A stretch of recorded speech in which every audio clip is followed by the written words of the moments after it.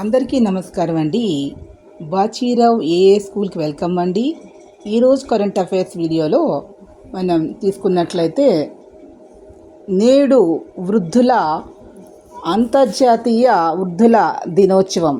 అంతర్జాతీయ వృద్ధుల దినోత్సవాన్ని ప్రతి సంవత్సరము కూడా అక్టోబర్ 1వ తారీఖున నిర్వహిస్తూ ఉన్నారు.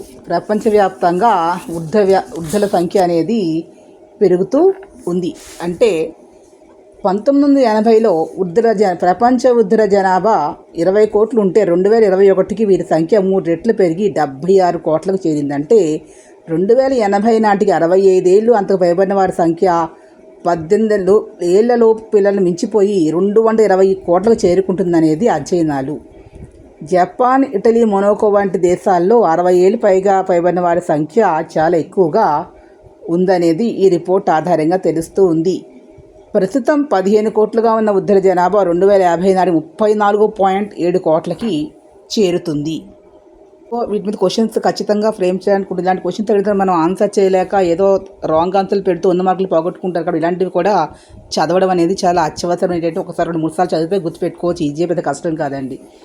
నెక్స్ట్ వచ్చి మనకి USGS mineral commodity summaries 2024 report తీసుకున్నట్లయితే ఇక్కడ లీథియం సంబంధించి ఆస్ట్రేలియా అనేది 47.28% అత్యధికంగా ఉంటే చిలీ 24.44%, చైనా 18.33%, అర్జెంటీనా 5.33% మొదటి నుంచి అసెండింగ్ ఆర్డర్లో అడిగినప్పుడు ఈ 4 చెప్పాలి.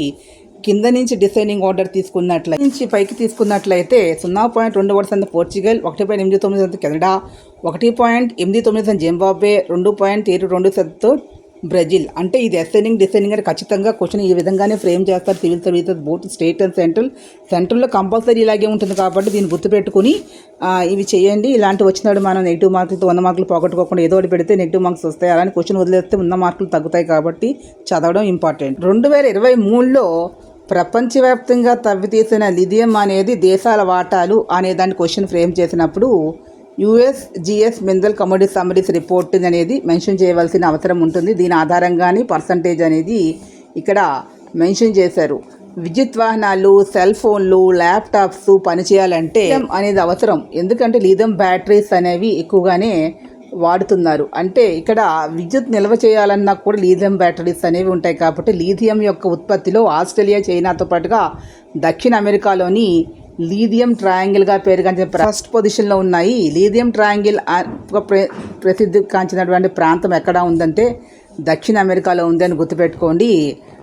అదేవిధంగా చిలీ, అర్జెంటీనా, బొలీవియాలు లీథియం ట్రయాంగిల్లోనే భాగంగా ఉన్నాయి. ఇది కూడా ఇంపార్టెంటే. ఇండియాలో తీసుకున్నట్లయితే జమ్మూ కాశ్మీర్, కర్ణాటక, ఛత్తీస్గఢ్, రాజస్థాన్ లీథియం వనరులు అనేవి ఎక్కువగా ఉన్నాయి. హర్యానాలో రీసెంట్గా లీథియం అయాన్ బ్యాటరీ కర్మాగారం అనేది రీసెంట్గా స్టార్ట్ చేసే వీడియో మీకు నచ్చితే ప్లీజ్ సబ్స్క్రైబ్ మై ఛానల్.